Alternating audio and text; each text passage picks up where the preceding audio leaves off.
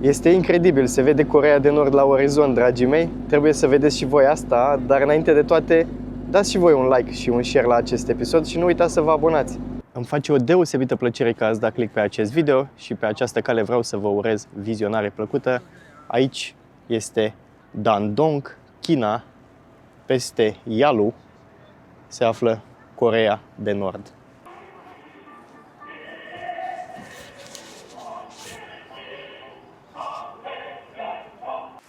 No, it's okay, it's okay. It's okay, și. Fiți atenți la treaba asta. Am de la 1.5. Vin din Căpșuni. Printre altele, cine mă urmărește de mai mult timp pe acest canal, știe că am avut o provocare imensă să-mi găsesc. Se vede că locul ăsta e mult mai militarizat. Mult mai multe mașini de poliție, mult mai multe dube de astea de armată. Mao Zedong dând mâna cu generalul Peng de Huai. Acolo este Gara de Nord și acolo trebuie eu să ajung în dimineața asta. Uitați-vă și voi ce trafic este în sensul ăsta giratoriu. Nu înțeleg cum se înțeleg acești chinezi ca să iasă, să intre, pentru că, după cum puteți vedea, e diferit un pic, la modul că nu au semnele alea cum să intri, cum să ieși. Pur și simplu pentru toată lumea este la fel. Bine ați venit, dragii mei, la un nou vlog de călătorie.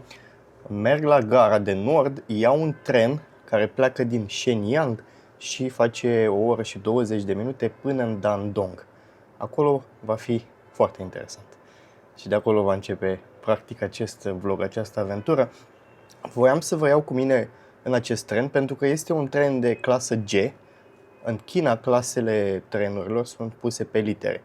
Iar G ar fi una dintre cele mai rapide trenuri din China, care pot ajunge până la 350 de km pe oră. Și mi-am luat și bilet la clasa 1 pe scaunul care se numește Premier Seat. Diferența dintre clasa a doua și Premier Seat-ul ăsta și prima clasă, ca să vă faceți o idee pe ruta asta de 1 oră și 20 de minute, a fost... Era $11 clasa a doua, era $16 clasa 1, era Premier Seat-ul $18. Și am zis, pentru singura și prima și ultima dată, să experimentez și eu ce înseamnă Premier Seat-ul ăsta, pentru o diferență de $8. Da, astea sunt vorbe în vânt. Haideți să mergem, o să merg pe jos. Vă dați seama că o să merg pe jos până acolo, că dacă iau un taxi, la ce trafic este, o să-mi ia mai mult. Mi-e foarte greu să-mi imaginez ce se întâmplă în toată clădirea aceea, care este Gara de Nord. Ce se întâmplă pe fiecare etaj? Sunt 1000 de angajați la gara asta sau care e faza? Acolo scrie baggage claim, acolo scrie exit, acolo scrie exit, acolo scrie tickets, acolo scrie baggage check-in. E mai mare decât un aeroport gara asta. Acesta este pasajul subteran care duce spre stația de tren. Se pare că are și o linie de metrou aici. Metrou, tren, metrou, linia 4, parcări. Bănuiesc că de asta e atât de mare, dar totuși. Iar aici la subteran se află foarte multe restaurante de unde poți să vii să mănânci înainte să pleci la gară sau după ce ai venit de la gară. E mai rău decât la aeroport în gara asta. Control, securitate, scanat, bagaje, tot ce se poate întâmpla într-un aeroport se întâmplă și în gări în China. Ia să vedem unde este poarta 1A. 1A. Mamă, ce mare e totul aici. E bine, dragii mei, așa se prezintă Gara de Nord, de aici din Shenyang. Uitați-vă și voi cât de mare este. Da. Și acum eu trebuie să aștept următorul tren, pentru că trebuie să stai la coadă. Când vine trenul, se deschid porțile, mai trece o dată de controlul de bilete, în cazul meu de controlul de pașaport, că în China nu ți eliberează bilete Trip.com, site-ul de pe care iau bilete. În baza pașaportului te verifică în sistem și te duci la tren. Iar acesta este trenul cu care voi merge în Dandong. 8. Asta e primul. Practic aici e clasa a doua și aici e clasa 1. Cam așa se prezintă la clasa 1. Sorry. Și ăsta e locul pe care am dat eu $8 în plus. Da, poate pentru prima și ultima dată, că nu știu dacă merită. Ce drept nu e nimic special.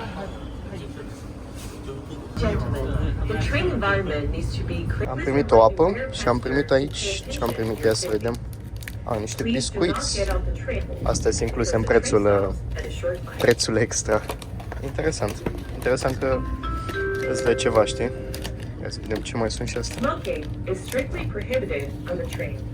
E un cârnăcior.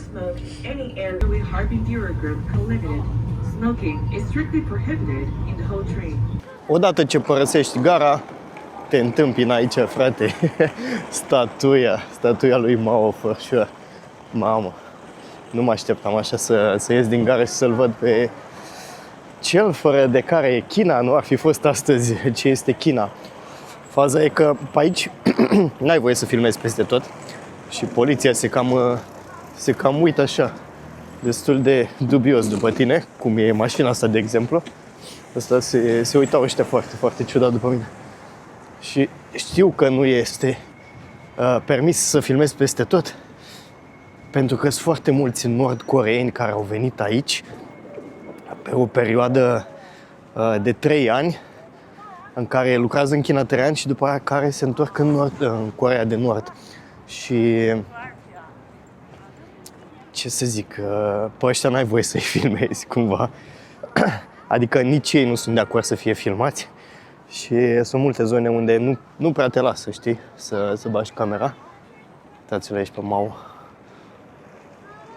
Fondatorul Chinei Comuniste, Partidului Comunist din China.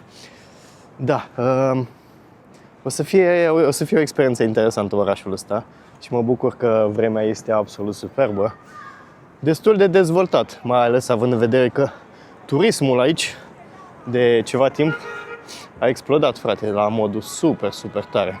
Pentru că o să vedeți la podul care se numește în limba engleză Broken Bridge, podul întrerupt sau podul rupt, mai bine spus, de americani în timpul războiului coreean.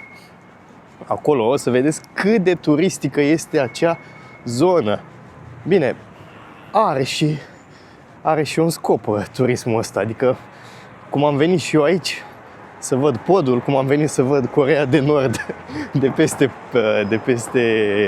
râu, de peste Yalu River, așa au venit și foarte mulți chinezi să vadă același lucru, bineînțeles, pentru că în continuare Coreea de Nord este un mister pentru toată lumea și cu exactitate nu știm ce se întâmplă acolo, mai ales că a fost închisă din 2020 până acum recent, până în 2025, dar acum recent în 2025 au dat drumul doar unei singure zone. Am încercat să găsesc niște agenții care să meargă acolo. Momentan e doar o știre. Momentan nu știu dacă poți merge, individual cu siguranță nu poți merge, că îți trebuie tur și celor cărora le-am dat eu e-mail mi-au spus că încă nu știm exact care e situația în Rason acolo și că nu știu, o să te ținem la curent dacă se deschide și pentru tururi. Nici ei nu știu cu exactitate tot ceea ce se întâmplă. Dar bine, știrea asta că s-a deschis pentru turism în zona aia astăzi e 23, pe 16 parcă s-a deschis. Adică e de o săptămână, știi? Cu siguranță foarte puțini au reușit să meargă în zona aia. Bănuiesc că are un interes economic sau un interes cu Rusia mai mult decât cu China. Știu că ați văzut deja asta în introducerea vlogului, dar trebuie să vedeți reacția. Bă, e ireal, frate, e ireal. Mamă. Pământ chinezesc peste drum Coreea de Nord, peste acest râu intitulat Yalu, râul Yalu. Mamă, dar câte camioane sunt care merg acum spre Coreea de Nord. Acest loc este unul dintre acele locuri rare de pe acest pământ, pentru că este printre puținele granițe terestre deschise cu Coreea de Nord și existente în același timp, nu doar deschise. Aici orașul Dandong din China, peste acest râu orașul Sinuiju din Coreea de Nord. După cum puteți vedea, nici n-am ajuns încă la cazare, pentru că m-am oprit să mă minunez de locul ăsta. Poate pentru mulți dintre oamenii de aici e un loc trist. Coreea de Nord e un loc trist. Sunt foarte mulți oameni care au venit și au sărit în apă și au încercat să treacă râul, să ajungă în China. Și sunt și foarte mulți care au reușit, sunt și foarte mulți care au murit, sunt și foarte mulți care sunt cumva ascunși și au găsit un refugiu aici prin China, deși China e foarte bun prieten cu Coreea de Nord. Nu știu exact cum stau lucrurile cu toți care au reușit să scape și care sunt undeva pe aici. Sper că vom afla. Dacă nu, măcar ne bucurăm de ceea ce are de oferit acest oraș minunat și de toată istoria care leagă Coreea de Nord de China. Uite, poți să vii aici să cumperi binoclu, să te uiți la Coreea de Nord, poți să cumperi pistoale din astea cu capse și, bineînțeles, poți să cumperi de acolo țigări, văd, și printre altele bani coreeni. Poți să cumperi bani din Coreea de Nord. Uite, doamna asta vinde aici sâmburi de migdale. Fiecare încearcă să-și facă viața mai ușoară, vânzând tot felul de lucruri pe care le au prin casă, tot felul de antichități, bani, cărți vechi, tot ceea ce au găsit prin casă, un fel de talcioc așa al lucrurilor. Acesta este podul pe care se poate trece în Coreea de Nord, iar cel de lângă este podul care se numește podul întrerupt sau podul rupt.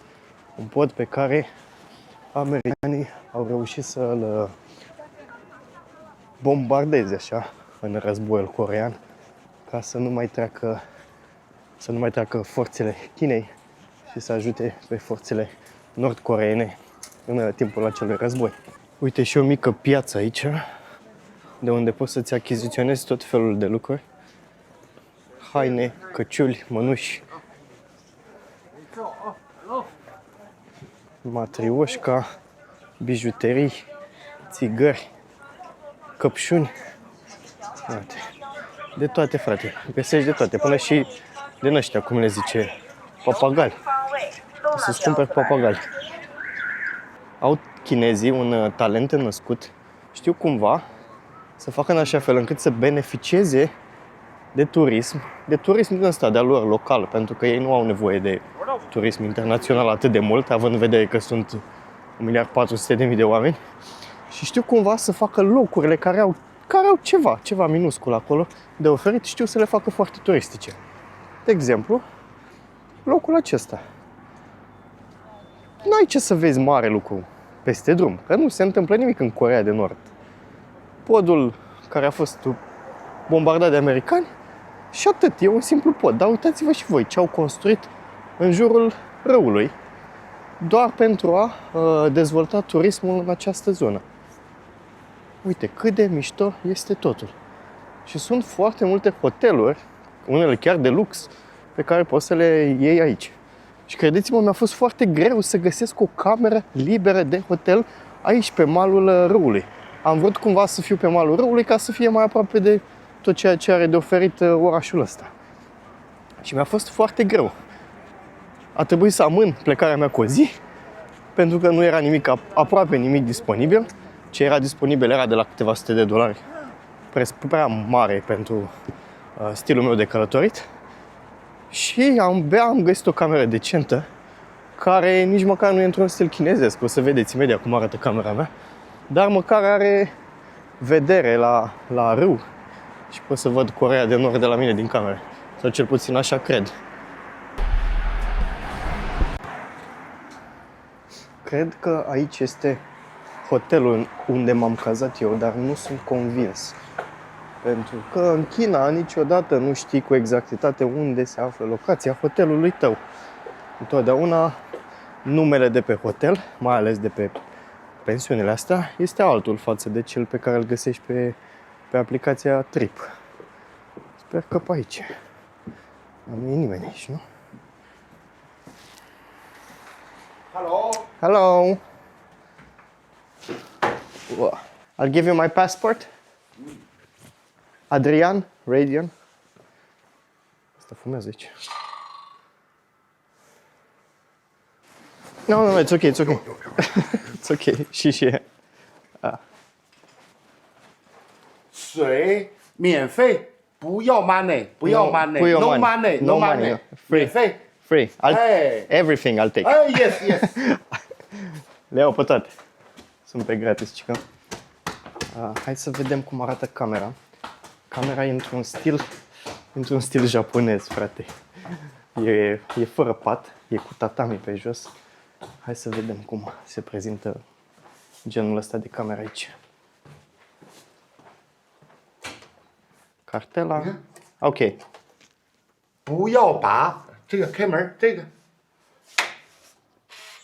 OK Ok. 哎 Wi-Fi. ，WiFi 密码， Ok. 来给您。 Ca peste tot în China, parola e 8 de 8. 行李柜里， Ok. 行李柜里。OK， Thank you so much. Și you are welcome。 Thank you. Ca să vă spun foarte precis, mi-am dorit o cameră care să aibă vedere la râu și să văd Coreea de Nord de la mine din cameră. A fost o chestie mentală de-a mea, un bau-bau. Da? Se vede Coreea de Nord. Toată Coreea de Nord. Mă rog, toată Coreea de Nord care se poate vedea de aici. Așa se prezintă camera. În poze avea tatami din ăla pe jos, în realitate văd că l-au scos. Scaunele. Cum să stai aici, frate? Mamă. Îmi dă vibe de Japonia, așa. Am fost anul trecut în Japonia și îmi dă vibe de Japonia. Da, drăguț. N-am perne. Oh, ce tare e salteaua asta. Aba da, am perne aici. Pe camera asta am dat $47 pentru 2 nopți. Destul de scumpuț, dar e drăguță. Uite, toaleta aici, chiuveta și aici este dușul. Am că arată super bine, arată foarte, foarte bine. E modern, așa, chiar dacă aici să spunem că nu există pat. Vreau să vă arăt ceva, stați așa. Uite cum arată o cameră normală cu pat, dar asta nu are vedere la râu. Aș fi putut să iau pe aia, costa exact aceiași bani, tot 47, dar n-avea vedere asta și am zis, hai că dorm pe saltea, că nu e mare diferență, oricum pentru 2 nopți și la cât dorm eu, e perfect. Acesta este locul pe care am vrut să-l văd de prima dată de când am venit în China. Nu știu de ce m-a fascinat locul ăsta, poate pentru că pot să văd Coreea de Nord de aici, lucru rar, extrem de rar. Pentru că de când au închis granițele din 2020, din timpul pandemiei, abia au redeschis o secțiune care nici aia nu prea e deschisă, nu prea se știe dacă se poate face turism ca lumea acolo, în grup mă refer. Nu am o super fascinație față de Coreea de Nord, adică nu sunt super ahtiat, nu sunt înnebunit să văd neapărat țara asta. Poate pentru că are un regim care rănește mulți oameni și lucrul ăsta nu mă încântă atât de tare. Mi-ar plăcea să o văd în același timp pentru că sunt un călător și vreau să văd cât mai multe locuri de pe această planetă. Și cumva am zis, băi, eram și în zona asta de China și am zis, hai să merg în Dandong, hai să văd treaba asta. Și voiam să vă arăt și vouă orașul ăsta incredibil de aici, de la graniță. Da, e fascinant, dar în același timp e înfricoșător, știi? Sunt foarte duale gândurile. Ceva e misterios și atractiv și interesant și în același timp e enervant ceea ce se întâmplă acolo peste pod, știi? Cel mai probabil, nu știu cu exactitate, dar cel mai probabil așa ar fi fost și România dacă ar fi continuat cu regimul lui Ceaușescu, în măsura în care era el așa, un regim de dictatură. Cred că România se aseamănă foarte mult, sau se asemăna foarte mult, mai bine spus, cu Coreea de Nord. Regimul din China, cu siguranță, nu este cel pe care România l-a avut vreodată. Dar regimul de peste Ialu, cu siguranță, este cel pe care, mai mult sau mai puțin, România l-a experimentat. Vă iau cu mine pe podul acesta, Broken Bridge. Trebuie să plătesc o taxă aici, dar nu știu cât este. De unde cumpăr bilete? Cred că de la doamna asta. Cred că e 30 de yuan. Ni hao. How much is one ticket? 30. 30. Ok, can I get one? 4 euro biletul. Ok, și am. Așa. Stați că nu știu pe unde. Ah, pe aici. Bănuiesc că pe aici.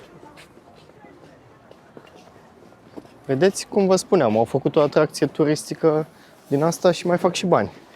Nu doar atracție turistică. Uite aici, marșul către pace. For peace. Doamne, cât de ireal e. Cât de ireal e. După cum puteți vedea, acum nu mai sunt camioanele acelea. Deci ele chiar au plecat de aici și au ajuns în Coreea de Nord. S-a eliberat vama, probabil. Și acesta este podul întrerupt, The Broken Bridge.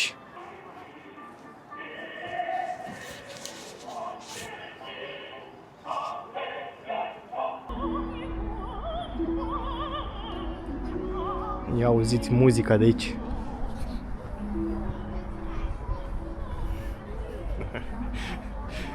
Mamă, ce ireal e să te afli pe podul ăsta când știi ce s-a întâmplat aici. Deci muzică e, frate, te bagă, se ridică așa pielea de pe mână. Muzică propagandistă. Chemarea partidului. Eu râd, dar nu e râsul meu.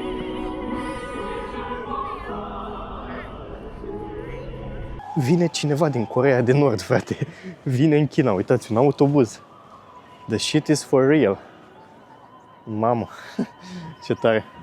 Adică, se pare că se pot, cel puțin cei din China am impresia că au acces. Cred că pot merge până aici, până în Coreea de Nord, în zona asta, cu pașaportul lor. Bănuiesc că nu știu exact. Iar aici, la finalul podului, este un film de propagandă anti-americană.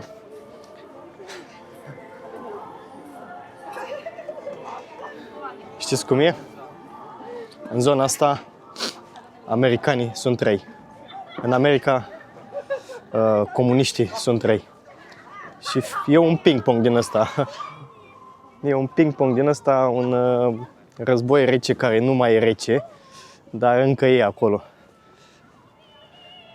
Asta este podul bun și asta este podul întrerupt.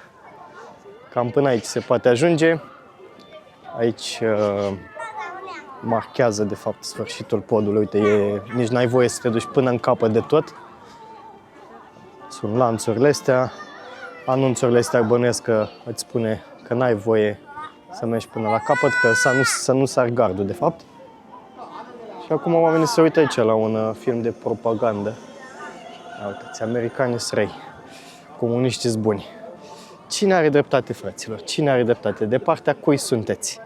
De partea americanilor, de partea comuniștilor? În depărtare se poate observa cu ușurință o roată din aceea Ferris wheel, dar este abandonată și am văzut asta și la alți vloggeri de călătorie, au filmat acea roată, nici atunci nu funcționa. Dacă ar fi un parc de distracție acolo, cu siguranță este abandonat, iar lângă este un tobogan sau un carusel micuț, nu-mi dau seama cu exactitate ce e. Nici acolo nu se află nicio persoană, nimeni nu-l folosește și acela este abandonat. Dragii mei, nu vreau să fac un vlog istoric din acest video, însă trebuie menționat războiul coreean ca să înțelegem mai bine de ce există acest pod și de ce este el întrerupt. Odată cu capitularea Japoniei și cu încheierea celui de-al doilea război mondial, Coreea a fost împărțită în două pe paralel al 38, Coreea de Nord, Coreea de Sud. Coreea de Sud era susținută de Națiunile Unite și de americani, Coreea de Nord de URSS. În 1950, autoproclamatul lider al Coreei de Nord, Kim Il-sung, a obținut susținerea Chinei și a Rusiei și a atacat Coreea de Sud sub ideea că să le unească. Ei bine, a câștigat destul de mult teritoriu, atât de mult încât Coreea de Sud a trebuit să se retragă în sud-estul Coreei, jos de tot, într-o zonă foarte, foarte mică, Pusan, și acolo, practic, Era inevitabil, aproape inevitabil ca Coreea de Nord să câștige, pentru că Coreea de Sud cam pierduseră tot, însă s-au băgat americanii și au recuperat teren. Au recuperat atât de mult teren încât au ajuns aproape de granița cu China. Chinei, neplăcându-i ideea de a avea pe americani la graniță, bineînțeles că s-a băgat și a recuperat teren. A recuperat din nou Coreea de Nord. În tot acest timp, nord-coreenii au tot avansat și au recucerit din nou Seulul. Pentru că Seulul e foarte aproape de paralela 38, le-a fost foarte ușor să invadeze și să cucerească din nou Seul. Bineînțeles, cu sprijinul Națiunilor Unite, Coreea de Sud a recuperat Seulul și a tot fost un ping-pong din ăsta, cucerim, recucerim. Ăsta a fost de fapt războiul coreean. Timp de 3 ani de zile s-a încheiat în 1953 cu un acord că nu se mai ceartă, că nu se mai bat și au rămas așa de atunci. Din câte am înțeles, acordul ăla în realitate n-a fost semnat niciodată de Coreea de Sud, dar el există. El există, nu știu dacă e semnat. Coreea de Nord am înțeles că l-ar fi semnat. Acesta este podul întrerupt, care în timpul acelui război a fost bombardat de americani, cumva să încetinească trupele chineze de a-i ajuta pe cei din Coreea de Nord. Un alt lucru care ne duce cu gândul la cât de turistic este acest loc și cât de mult au profitat chinezii de poziția asta geografică e faptul că odată ce cobori de pe acest pod întrerupt, găsești magazin de suveniruri. Să-ți cumperi tank de plastic, să-ți cumperi motociclete, magneți de frigider, breloc, tot felul de lucruri. Uite, ștampile. Și în China e valabilă treaba asta cu ștampilele, cum era în Japonia. Poți să-ți cumperi o agendă de genul acesta și pe unde mergi, achiziționezi ștampile. Mai trebuie precizat un lucru despre acest oraș, despre Dandong, că este orașul cu cele mai bune căpșuni din China. Iar printre altele se găsește aici un vin făcut din căpșuni. Strawberry wine. Costă 30 de yuan pentru 200 de mililitre. Și ăsta este 375, 47, 84 de yuan, 750 de mililitri. Trebuie să încercăm. 2 o'clock. Ok. Yeah. O să-mi iau un bilet să merg cu barca pe apă. How much? 60? 60. 60 de yuan. Iar acum vom merge până la jumătatea râului Yalu. Cred că am zis râul Yalul de Yalu ori. Pentru că dincolo de jumătate este Coreea de Nord și nu cred că trece de jumătate. Și cred că asta e barca cu care mergem.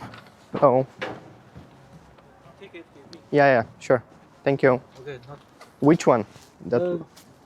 The ship is no back. It's not back. Okay. Look, the ship.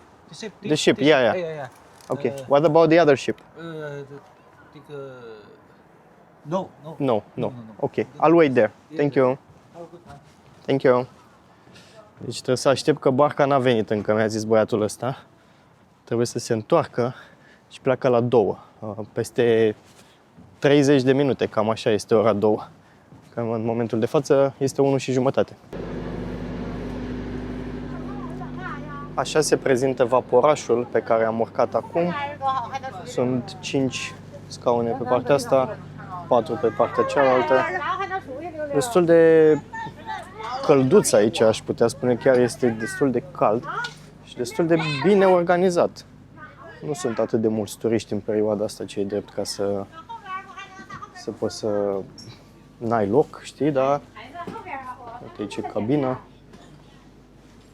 Poți să iei binoclu, frate, să te uiți la coreeni.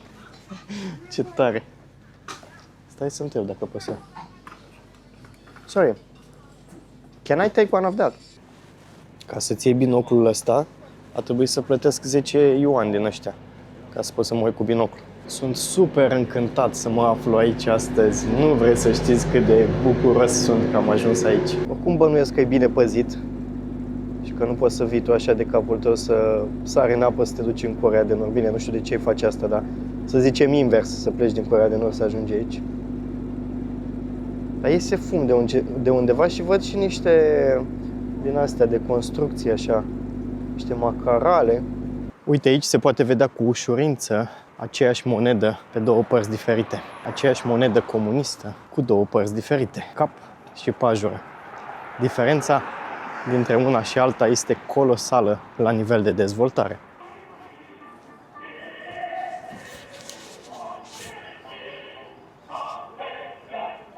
Orașul care se poate vedea acum de pe vapor este Sinuiju, iar în timpul războiului din Coreea, după ce a fost alugat din capitala Coreei din Pyongyang, Kim Il-sung și guvernul său și-au mutat temporar capitala în acest oraș.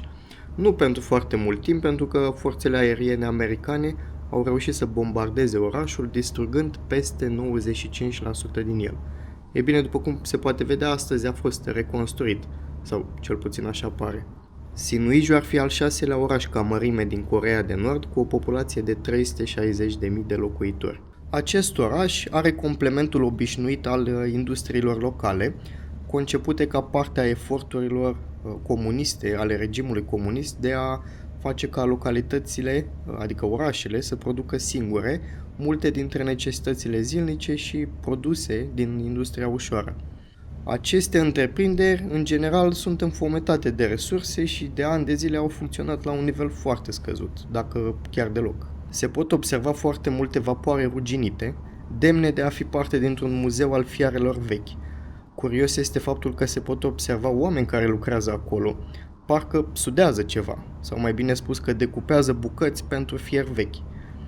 Nu știu cu siguranță ce se întâmplă peste ialul, însă pare că se lucrează la ceva. Mai dă unul cu o mătură, mai strânge pământul la oaltă, ceva se mișcă acolo, chiar dacă cu puterea melcului.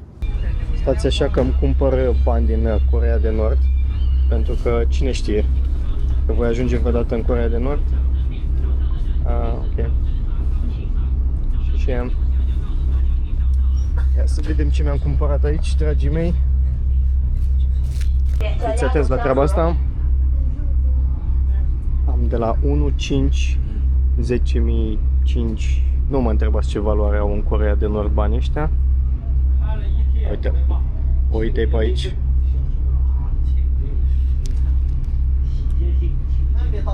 Cine vrea să cumpere asta, 3.000 de euro. Mă trimit prin poștă. Se vede că locul ăsta e mult mai militarizat. Mult mai multe mașini de poliție, mult mai multe dube de astea de armată. Seamănă puțin, din ce văd până acum, securitatea seamănă puțin cu cea din regiunea Xinjiang, de unde am fost acolo în Urumqi, în Kashgar și în Turpan. Dacă n-ați văzut vlogurile mele, vă invit să le vedeți pe acest canal. O zonă foarte interesantă, o zonă a uigurilor, o zonă care are de oferit multe. Din păcate, eu am fost iarna și a fost un pic cam frig și cam abandonat așa pe alocuri, dar m-am bucurat de experiența respectivă. Și acum, sincer să vă spun, trebuie să mă opresc să mănânc ceva și vreau să vedem împreună ce găsim la masă, pentru că n-am mâncat nimic astăzi. Sunt foarte multe statui de-a lungul acestei faleze care reprezintă simplitatea oamenilor care trăiesc în regimul politic comunist. Acești oameni, doi oameni simpli, îl servește cu ceai pe Domnul. Printre altele, mai sunt și aceste statui cu animale. De fapt, astea nu sunt statui, astea sunt puse aici. Și astea bănuiesc că sunt puse acum pentru festivalul primăverii de aici, din China, sau cum îl știm noi, anul nou chinezesc. Uite și aici, simpli oameni, un pictor care se uită la acel pod și doamna care îl acompaniază pe domnul pictor. Dacă stai să analizezi așa, orașul arată destul de bine și destul de dezvoltat pentru un oraș de care foarte puțini oameni știu. Cel mai probabil, dacă știți de acest oraș, știți pentru că este la graniță cu Coreea de Nord. Deci, el în China nu are o importanță semnificativă decât faptul că se află la graniță și că, cel puțin din punct de vedere turistic, că poți să vezi Coreea de Nord, că altfel n-ai niciun motiv să vii aici. Și eram curios ce se află în această clădire, care arată destul de masivă așa și destul de impresionantă, dar se pare că e o clădire unde poți să experimentezi chestii 3D. De la picturi 3D la tot felul de intri în camere speciale unde cad frunze, unde se mișcă pereții, unde e o experiență senzorială dincolo de altceva. Momentan sunt în căutarea unui restaurant și mi-a atras privirea faleza asta care e destul de lungă, iar acolo în față o să vă arăt imaginile pe care le-am filmat în barcă.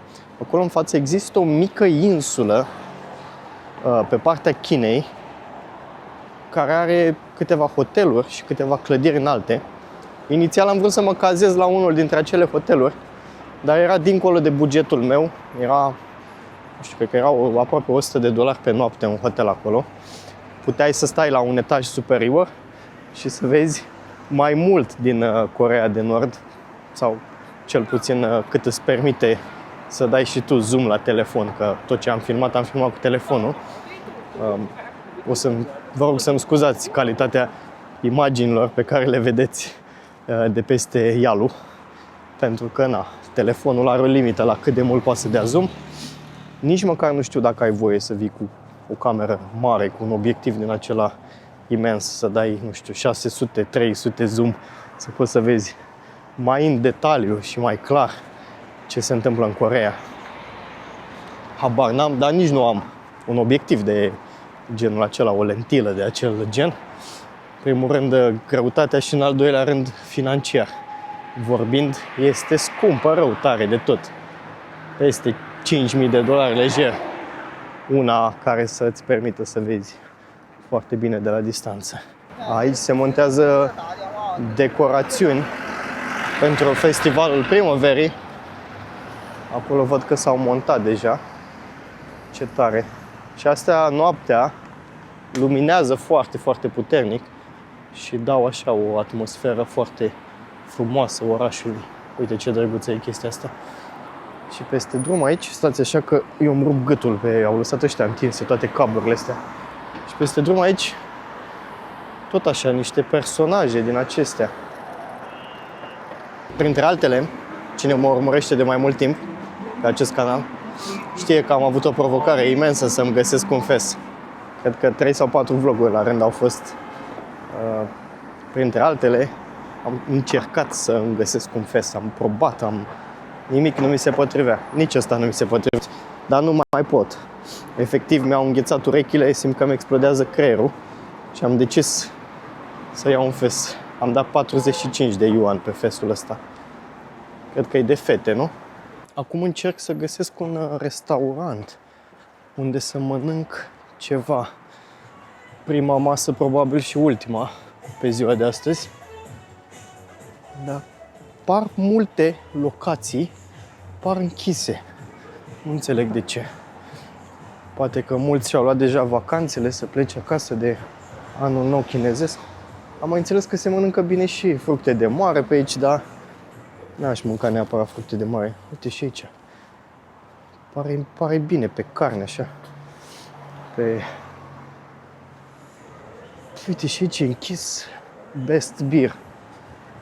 Dar nu înțeleg dacă nu e programul acum sau și-au luat vacanțe mai devreme oamenii pentru anul nou ăsta chinezesc. Uite, acolo pare deschis. Hai că mergem acolo. Mamă, dar ce muzică are la frate pe scuterul lui.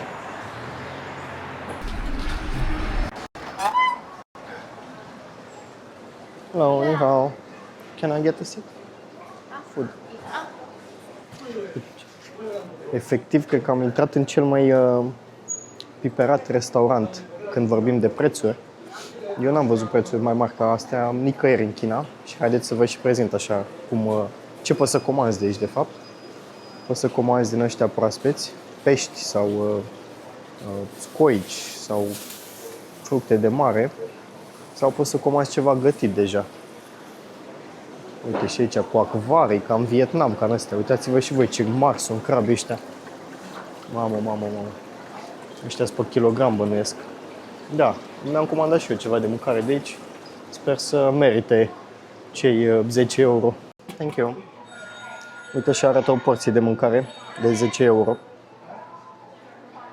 Asta cred că e cea mai scumpă zonă în care am fost vreodată în China și am fost în multe. Da, se pare că aici trebuie să-ți permiți să ieși să mănânci la restaurant, că prețurile sunt pe măsură. Și nici nu era deschis, adică am mers 20 de minute pe stradă, m-am plimbat în toate direcțiile, n-am reușit să găsesc nimic deschis cu prețuri mai acceptabile. Asta e. Mâncăm mai scump astăzi. Eu în mod normal nu dau 10 euro pe o masă, mai ales în China. Hai să vedem cât plătim. How much? 81. Yeah. Aici, băiatul ăsta de aici și cu fata aia care era atunci când am intrat, nu par de-ai locului, par din altă parte. Știți la ce mă refer? De peste drum de aici. Adică n-am avut curaj să întreb, mai ales că bănuiesc că erau și patronii pe acolo, că erau unii care se uitau așa mai dubios când filmam eu cu camera. Bănuiesc că erau de acolo, aveau trăsături. Am fost în Coreea de Sud și pot să recunosc așa câțiva coreeni și cu siguranță nu păreau chinezi. În fine, plus că fata asta care m-a servit și pe care ați văzut-o și voi, avea o tristețe așa în suflet, în ochi, în ea, pe care rar am văzut în viața asta. De foarte puține ori. De parcă nimic nu conta. De parcă viața n-are niciun sens, niciun rost. Nu știu, părea tristă rău tare de tot. Și de asta mă face să mă gândesc. Și avea și niște trăsături de peste ialul. Și asta mă face să mă gândesc că probabil că era de acolo. Cum vă spuneam și în începutul vlogului, cei de aici au posibilitatea să vină în China pentru o perioadă de 3 ani, parcă maxim, să lucreze aici, după care să se întoarcă acolo. Printr-un program, cumva ei învață aici aptitudini noi și se duc acolo și se pot angaja, cred, mai ușor. O chestie de genul ăsta. Și vă dați seama că dacă e venită printr-un program de genul acesta, e trist să știi că trebuie să te întorci acasă, că n-ai alte opțiuni și că n-ai ce să faci. Am venit așa puțin în cameră, nu de alta, dar vreau să se mai întunece afară, ca să pot să ies, să vă arăt și vouă cum arată acest pod întrerupt, și cel normal și cel întrerupt, pe timp de noapte, pentru că are niște lumini roșii așa impresionante. Și am zis să mirosea vișinată. Eu nu m-am uitat câte grade are. 12%, e ok. Trezeam acum că are 40. Și am zis să testez și asta, dacă tot am mâncat bine.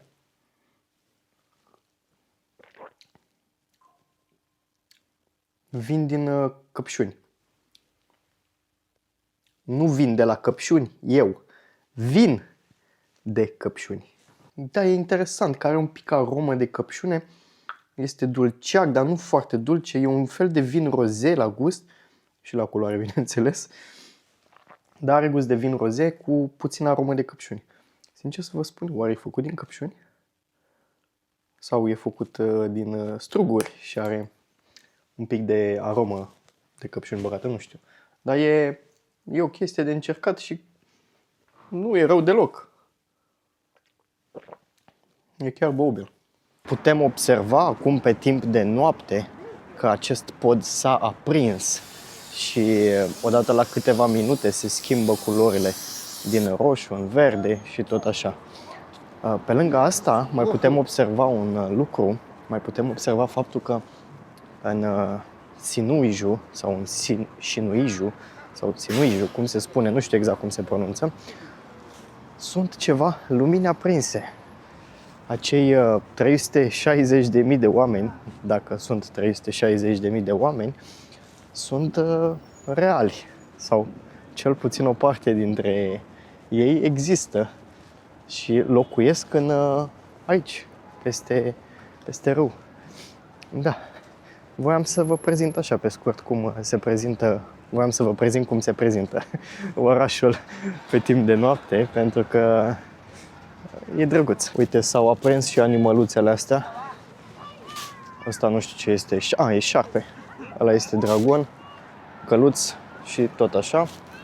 Iar pe partea cealaltă se pot observa clădirile care s-au iluminat și ele. Au devenit iluminate clădirile. Un fel de Buddha. Da, aceasta este faleza. Mă bucur foarte tare că hotelul meu este peste stradă și că este foarte ușor accesibilă această faleză. Ies din hotel și ajung aici. Nu știu dacă mai pleacă, dar nu cred că mai pleacă vapoarele astea pe timp de noapte. Adică n-ar avea niciun rost, pentru că în mare parte nu mai ai ce să vezi. În zona aia industrială unde am fost astăzi cu acele vapoare vechi, nu se mai vede nici măcar o luminiță. Iar clădirile acelea aparent rezidențiale au câte ceva viață în ele, sau cel puțin asta aș vrea să cred. Uite, aici putem observa foarte, foarte bine ambele poduri, cum sunt ele pe timp de noapte. Și mai putem observa un lucru, faptul că se întorc camioane din Coreea de Nord, se întorc înapoi în China, unele transportând bunuri, mai mult sau mai puțin aduse ilegal aici și vândute pe sub mână, vândute pe străduțele astea de tot felul de comercianți. Astăzi, când mi-am cumpărat fes de la un magazin, m-a întrebat doamna, a deschis un sertar, m-a întrebat dacă vreau să cumpăr țigări din Coreea de Nord. Am spus, doamnă, nu, mulțumesc. Țigări propagandiste n-am cumpărat niciodată. Uite aici, domnul ăsta vinde țigări. Și nu doar țigări, ci și alte accesorii.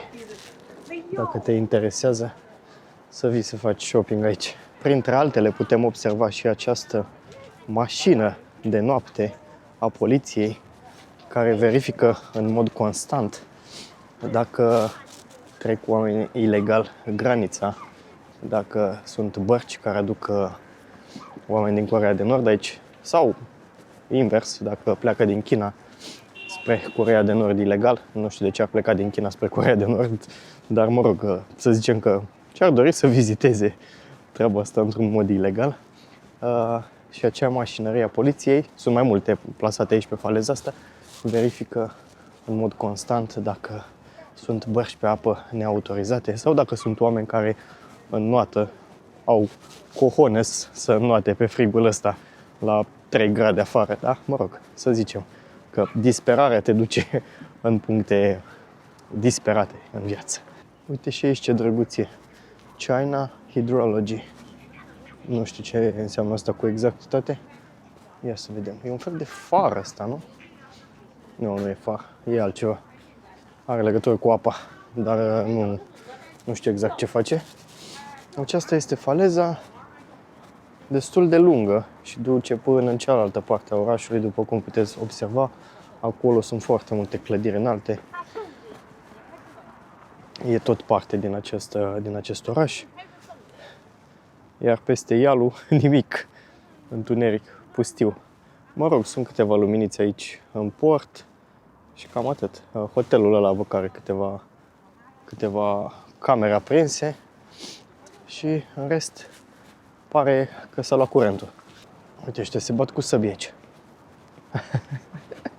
Hey, real? It's a real? You fight? You fight? Îi bați pe nord-coreeni dacă trec Yalu. Eram să zic dacă trec prutul. Uite pe doamna asta. Fii atent. Mamă, ce bătaie îmi dă asta dacă se pune. Îmi dă cu sabia rău. Stați așa că voiam să merg pe aici, pe partea de oraș. Că pe partea de faleză am tot fost și am văzut și voiam să văd ce magazine se găsesc aici și sunt foarte curios dacă au deschis ăștia restaurantele, frate, că erau atât de multe restaurante și pub-uri și din astea unde scria că vând bere, gen berării, dar nu nimic, închis totul. Hai să vedem dacă e cumva în funcție de oră sau dacă e în funcție de sezon, că bănuiesc că vara totul e mult mai vibe așa, are un vibe de vară. Stai la tricou, terasele sunt deschise, dai cu halbere. Acum, iarna ne retragem în casă, că e mai frig. Parcă s-au mai deschis așa cafenelele astea. Văd că a deschis și aici. S-a deschis și aici. Da, se pare că pe timp de zi, până spre seară, așa spre cină, nu prea e deschis nimic. Uite, și aici e deschis. Interesant. Nu toate, sunt și foarte multe care bănuiesc că pe timp de iarnă nu deschid, dar în mare parte văd că s-au mai deschis. Asta e supermarket aici, nu? Da. Ia, hai să cumpărăm câte ceva pentru acasă. Lawson. Unde era Lawson ăsta? Era în Japonia. Japonia. Mamă, ce frig e, m-am înghețat mâinile, frate. Ia să vedem ce putem să cumpărăm de aici. Produse de supermarket, nimic special. Da. Uite ce mi-am cumpărat eu. Nici măcar nu știu ce sunt din alea, acre, cred, nu? Asta căutam. Nici espresso ăsta numai aici a fost odată. Dar totuși, să bei o cafea, să te uiți la Coreea de Nord e ceva. A doua zi vreau să vizităm Muzeul Războiului de aici. Bineînțeles, este un muzeu de propagandă, dar trebuie băgat în vlog, pentru că sunt lucruri în viață pe care le faci doar o dată și sunt locuri în viață pe care le vezi o singură dată. Cum ar fi Dandong. Cu siguranță sunt convins că nu știu dacă voi mai vrea vreodată să vin aici. Poate doar dacă se deschide granița de peste Yalu să merg să văd Coreea de Nord, dar în rest, să vin aici, sunt foarte puține motive. Și da, dragii mei, vă iau la muzeu și vedem acolo ce se petrece. Nu știu foarte multe lucruri despre muzeu, așa că nu o să intru foarte tare în detaliu. Și peste toate astea, la un loc, mai e și faptul că muzeul este în limba chineză. Deci, măcar așa să ne bucurăm un pic de ce oferă un muzeu de propagandă. În limba engleză, locul ăsta poartă o denumire foarte interesantă. Memorial of the War to Resist US Aggression and Aid Korea. Pretty big shit. E mare. E mare, mare, mare. Ia uitați aici. Ce frumusețe de tren cu aburi, de locomotivă cu aburi. Wow. Iar aici în spate se găsesc avioane și tancuri. Chestia asta n-am văzut-o pe internet. Chiar n-am văzut-o pe internet. Stați un pic să trec de congresul chinezilor care au venit și ei la muzeu. Ia uitați aici. Ce frumusețe. Fiți atenți aici. Fiți atenți aici. Tancuri. Sunt curios. Bine, scrie în chineză aici. Sunt curios dacă toate astea au fost folosite în războiul corean. Dar bănuiesc că da. Bănuiesc că da. Mamă, ce tare. Ce tare, mamă, dar e mare, rău tare de tot muzeul. Fiți atenți, are un corp aici și are și un corp acolo. Deci bănuiesc că pe acolo mergi, se intră și pe aici e finalul și ieși. Super, super, că mă bucur tare de tot că am venit și la muzeu.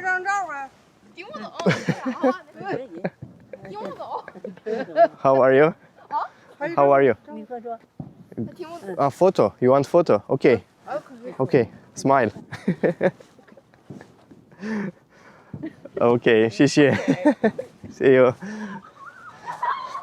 Am făcut poză, da. Faza tare. Asta am observat-o la toată lumea pe internet, când cineva stă așa ca și cum să-i faci o poză, te prefaci că îi faci poză, dar tu nu-i faci poză, tu filmezi. Dar am observat asta și la vloggerii străini, nu doar la mine. Ce tare. Da. Nu mai știu ce vă spuneam. Vă spuneam că mă bucur foarte tare că mă aflu aici, că cumva am zis să merg la muzeu, să nu merg la muzeu. Am început să mai sar peste muzeele astea, că în fiecare oraș este un muzeu care comemorează ceva sau care arată ceva din istoria acelui oraș sau ce s-a găsit în săpăturile arheologice pe acolo. Și de foarte multe ori mergi acolo și vezi, nu știu, niște căni de lut, niște lingurițe, niște lucruri care, dacă n-aparții locului, nu prea au atât de mult interes, știi? Ia să vedem, uite aici e și un parc în spate, dacă nu mă înșel. Ia să vedem. Oh. Mamă, aici e un lac din ăsta înghețat. Ce tare. Haideți să urcăm sus acolo, facem o tură prin acest muzeu. Soldați nord-coreeni și soldați chinezi care luptă împotriva forțelor militare din America și ale Națiunilor Unite, luptă pentru a apăra Coreea de Nord. Și aici și acolo luptă cot la cot. Statuile acestea reprezintă soldații, uniunea dintre Coreea de Nord și China, care au luptat cot la cot în războiul coreean pentru a menține comunismul la putere. Printre altele, oricum, China își dorea să nu aibă americani peste râul Yalu. Își dorea ca cine guvernează acolo să nu fie aliat puternic cu americanii. De aceea i-a ajutat foarte tare pe nord-coreeni, printre altele, dar motivul principal, super principal, era faptul că nu își dorea ca peste Yalu să aibă pe americani. Uitați aici, Dita mai muzeul. Am construit un oraș al eroilor și un oraș civilizat. Bănuiesc că acesta este mesajul Chinei către Coreea de Nord. Asta nu e logo de la Heineken, da? Nu este despre bere aici. Așa se face primirea la acest muzeu. Mao Zedong dând mâna cu generalul Peng Dehuai. Acest general a fost cel care a condus armata chineză în asistarea Coreei de Nord în acest război. Cei doi lideri ai Chinei. Trebuie să recunosc faptul că asta este o pictură de milioane. Înfățișează decizia de a trimite trupe să asiste Coreea de Nord. Deci, practic, aici a avut loc o ședință în care au decis, ok, avem inamicul la graniță, ce facem? Trebuie să trimitem trupe. Și uite ce mișto e aici. Asta e o mașină folosită în acel război. Aici jos se explică foarte, foarte mișto reprezentat războiul coreean. Linia galbenă, paralela 38, cu verde Coreea de Sud, cu roșu Coreea de Nord. Aici e când forțele Coreei de Sud au făcut avans până aproape de Yalu River, de râul Yalu, și acolo rezistența care a rămas din Coreea de Nord înainte să primească suportul Chinei.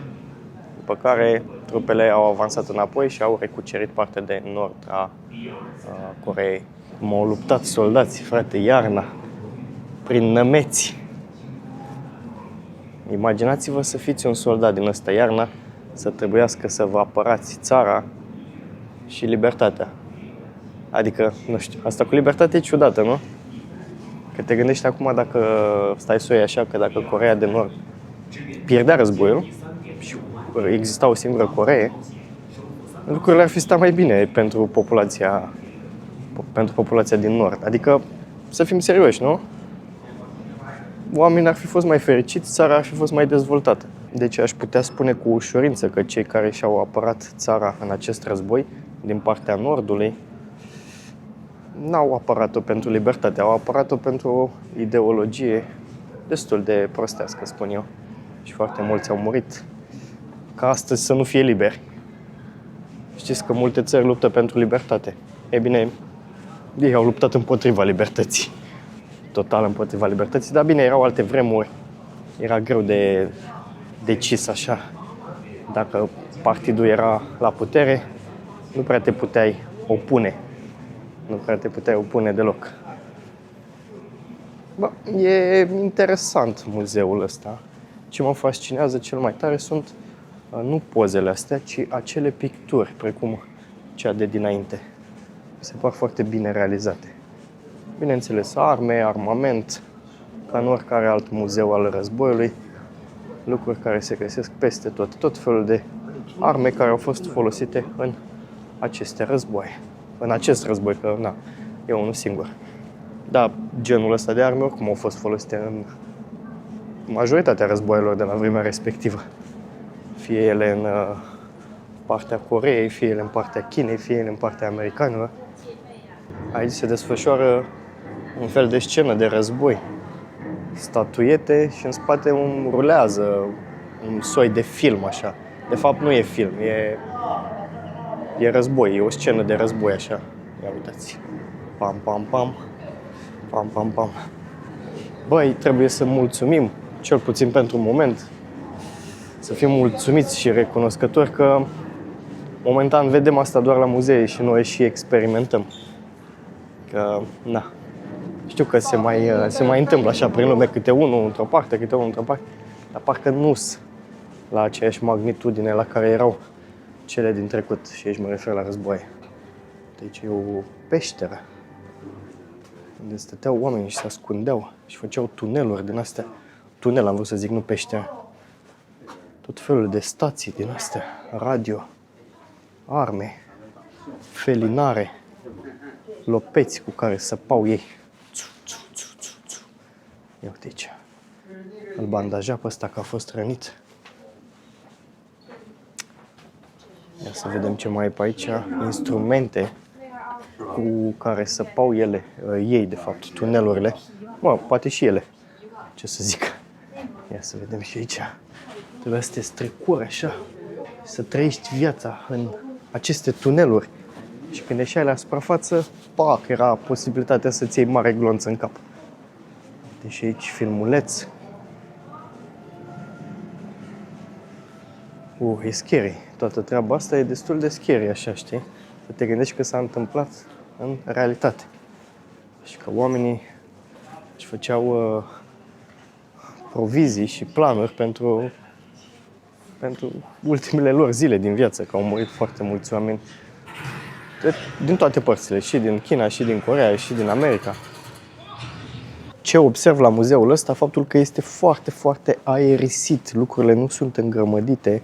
Nu știu dacă se așteptau să aibă mai mulți turiști sau au mai mulți turiști în perioada verii, dar uitați-vă și voi cât de mare este spațiul și cât de puține lucruri se află, pentru că în mare parte sunt foarte multe poze, câte un Mao pe aici, câte un bănuț în ăsta mai mare, tot cu Mao.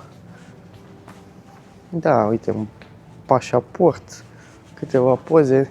Nu sunt multe lucruri, în afară de camerele alea frumos reprezentate așa cu filmulețe în spate, muzeul în sine constă în foarte multe poze.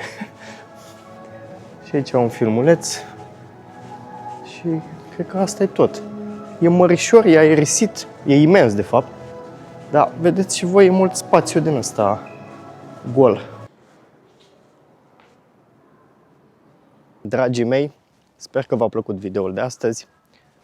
Sper că ați dat și voi un share, un like și un comentariu.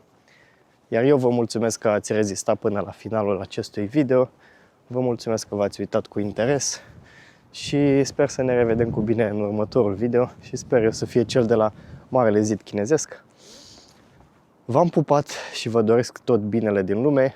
Aici se încheie videoul de astăzi și Daily Sugars vă pupă și vă dorește tot binele din lume. Dați și voi un subscribe, că nu vă costă nimic. Dacă vreți să deveniți membru, să susțineți acest canal, o puteți face apăsând butonul alătură-te aici mai jos. V-am pupat. Ceau les!